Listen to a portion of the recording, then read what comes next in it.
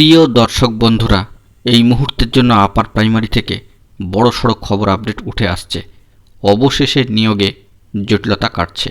অত্যন্ত গুরুত্বপূর্ণ খবর থাকছে ভিডিওর মধ্যে।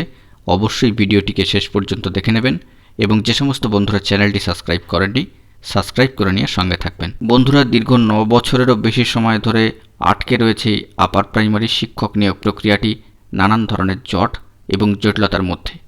কিন্তু অবশেষে এবার আশার আলো, সবুজ সংকেত কিন্তু একটু হলেও মিলছে। অবশেষে নিয়োগের জটিলতাগুলি কাটতে চলেছে।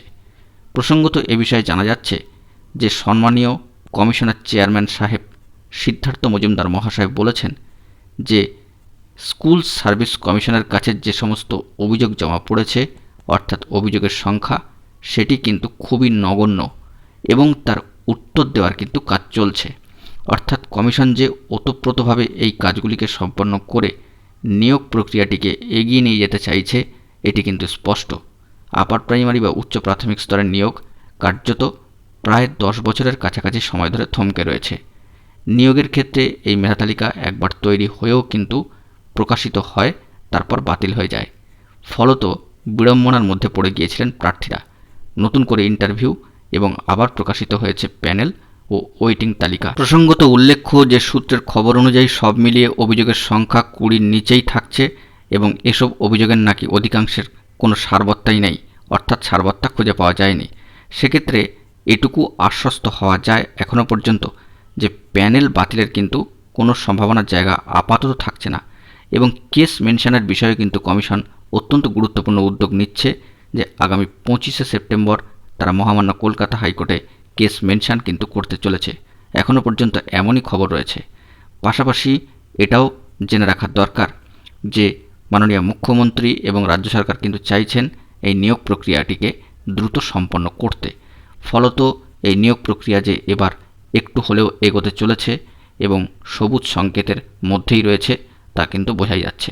এখন দরকার কেসটিকে শুধুমাত্র মেনশন করা, নির্দিষ্ট দিনে হিয়ারিং করানো, তারপরে কাউন্সেলিং ও নিয়োগের অর্ডারটি বের করে আনা। কমিশন কিন্তু এরকমই কাজ করবে মহামান্য কলকাতা হাইকোর্টের ডিভিশন বেঞ্চের তরফ থেকে যেমনটা নির্দেশ দেওয়া হবে তেমনটাই।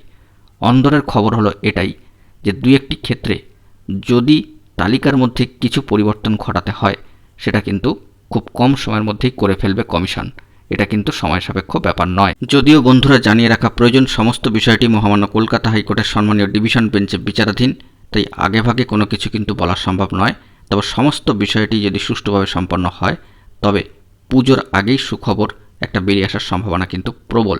সেক্ষেত্রে নিয়োগ কাউন্সেলিংয়ের অর্ডার কিন্তু চলে আসতে পারে সমস্ত দিক ঠিকঠাক থাকলে এবং মহামান্য কলকাতা হাইকোর্টের তরফ থেকে এমনটা নির্দেশ দেওয়া হলে। এই বিষয়ে কিন্তু পরবর্তী খবর আপডেট কি উঠে আসে সেই দিকে আমাদেরকে চোখ রাখতে হবে। ইতিমধ্যেই এই আপার প্রাইমারির চাকরি প্রার্থী, যারা পশ্চিমবঙ্গ আপার প্রাইমারির চাকরি প্রার্থী, ইন্টারভিউ দেওয়া প্রার্থী, তাদের আন্দোলন 290তম দিনও অতিক্রম করে যাচ্ছে। তারা কিন্তু চাইছেন সমস্ত আইনি জটিলতা কাটিয়ে এই নিয়োগ প্রক্রিয়া এগিয়ে চলুক, কারণ সমস্ত যোগ্য প্রার্থী এবার স্কুল যেতে চায়। দেখা যাক বন্ধুরা পরবর্তী ক্ষেত্রে কি খবর আপডেট উঠে আসে। বন্ধুরা, এখন এই পর্যন্তই। গুরুত্বপূর্ণ আপডেটগুলি পাওয়ার জন্য অবশ্যই এখনই চ্যানেলটিকে সাবস্ক্রাইব করে সঙ্গে থাকবেন। ধন্যবাদ।